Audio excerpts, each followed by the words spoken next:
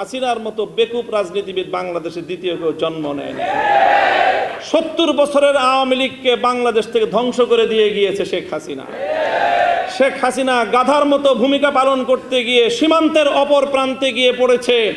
তোমরা শ্রীগালের মতো যদি সেই শেখ হাসিনার পথ অবলম্বন করার চেষ্টা করো, সেখান থেকে শিক্ষা গ্রহণ করো, তোমার পরিণাম ভিন্ন কিছু হবে না। আমি বলি কি যে বর্তমান সরকারকে একটা ভূতে ধরেছে। এটা হলো শেখ হাসিনার ভূত।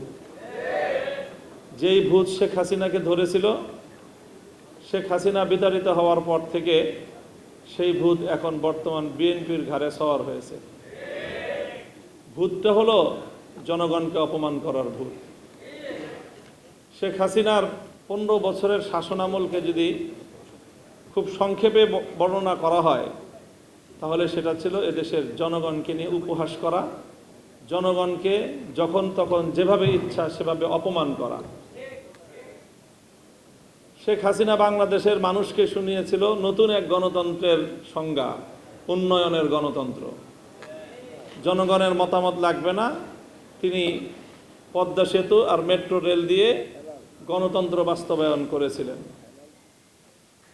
এভাবে সর্বশেষ শেখ হাসিনার পতনের কফিনে সর্বশেষ যে ব্রেকটা ঠুকেছিল, সেটাও ছিল জনগণকে অপমান করার এক ভয়াবহ বিভৎস দৃষ্টান্ত। বলেছিল বাংলাদেশের 4 কোটি ছাত্র জনতাকে রাজাকারের নাতিপুতি। ভুলে যাওয়ার কথা নয়, আমার দেশের আত্মমর্যাদা সম্পন্ন 4 কোটি ছাত্র জনতা সেদিন রাতের অন্ধকারে বেরিয়ে এসে বলেছিল, আমি কে তুমি কে। এত তাড়াতাড়ি ভুলে গেলেন জনগণকে অপমান করার পরিণাম। সেই শেখ হাসিনার জনগণকে অপমান করার ভূত এসে সওয়ার হয়েছে এখন বিএনপির কাঁধে। এই জন্য বিএনপির পক্ষ থেকে একবার জনগণের সার্বভৌমত্বের প্যারালাল এনে দাঁড় করানো হয় তাদের 2/3 সংসদের এই সার্বভৌমত্বকে। এখানে সংসদে দাঁড়িয়ে গোটা জাতিকে মূর্খ সাব্যস্ত করা হয়। বলেন নাই উনি যে এদেশের জনগণ তারা যে গণভোটে ভোট দিয়েছে, না বুঝে ভোট দিয়েছে। গোটা দেশের জনগণকে মূর্খ সাব্যস্ত করেন, এরপরে উনি মাস্টার সাজেন এই মূর্খ জনগণকে বোঝানোর জন্য। উনি মাস্টার সেজে এদেশের সংসদের 300 সদস্যকে আর এই 300 সদস্য যারা গোটা দেশের জনগণের প্রতিনিধিত্ব করে তাদেরকে সংবিধান পড়ান মাস্টার সেজে। দাম্ভিকতার একটা সীমা থাকা উচিত। আপনারা জনগণকে অপমান করছেন। এই ভূত আসলে আপনাদের ঘাড়ের নতুন ভূত না, এটা শেখ হাসিনার ঘাড়ে সওয়ার হওয়া সেই পুরাতন ভূত আপনাদের কাছে এসেছে। আল্লামা সাঈদী রহমতুল্লাহ আলাইহির একটা খুব আলোচিত দৃষ্টান্তর কথা বলে আলোচনা শেষ করছি। ওই যে একটা আপনার বন্টনের গল্প শুনিয়েছিলেন না, যে সিংহ, গাধা আর শ্রীগাল মিলে একটা শিকার করেছে। এরপরে সিংহ বলেছে, এখন তো শিকার করলাম গরু, হরিণ আর খরগোশ, এখন 3 জন মিলে শিকার করেছি, বন্টন না করে তো খাওয়াটা এটা বেইনসাফি দেখায়। কাজেই একটা পদ্ধতি অনুযায়ী তুমি বন্টন করো।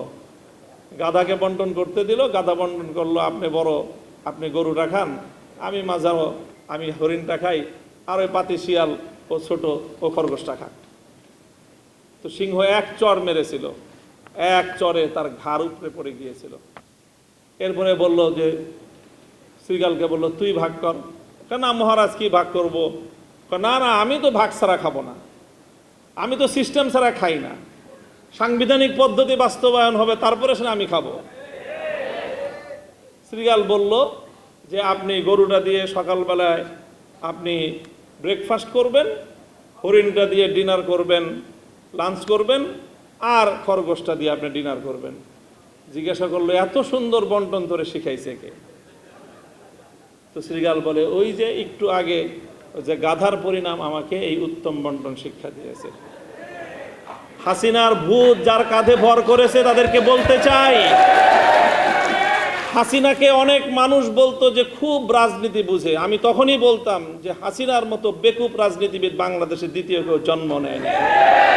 70 বছরের আওয়ামী লীগকে বাংলাদেশ থেকে ধ্বংস করে দিয়ে গিয়েছে শেখ হাসিনা। শেখ হাসিনা গাধার মতো ভূমিকা পালন করতে গিয়ে সীমান্তের অপর প্রান্তে গিয়ে পড়েছে। তোমরা শৃগালের মতো যদি সেই শেখ হাসিনার পথ অবলম্বন করার চেষ্টা করো, সেখান থেকে শিক্ষা গ্রহণ করো, তোমার পরিণাম ভিন্ন কিছু হবে না। ক্ষমতার মসনদে বসলে জনগণকে খুব ক্ষুদ্র মনে হয় না? ক্ষমতার মসনদে বসে শুনেছিলাম ইঁদুর নাকি নিজেকে সিংহের মতো ভাবে। আজকে বিএনপির অবস্থা দেখে মনে হচ্ছে তারা ক্ষমতার মসনদে বসার পর জনগণকে তারা ইঁদুর আর নিজেদেরকে সিংহের মতো ভাবছে। আমরা পরিষ্কার ভাষায় বলি, জনগণকে সম্মান করতে শিখো। গণভোটের যে রায়, বাংলাদেশে এটি ৪র্থ গণভোট আজকের আলোচনায় এসেছে। বাংলাদেশের তো নয়, বিশ্ব ইতিহাসে রেফারেন্ডাম এবং গণভোটকে এইভাবে উপেক্ষা করার কোনো দৃষ্টান্ত এবং নজির নাই।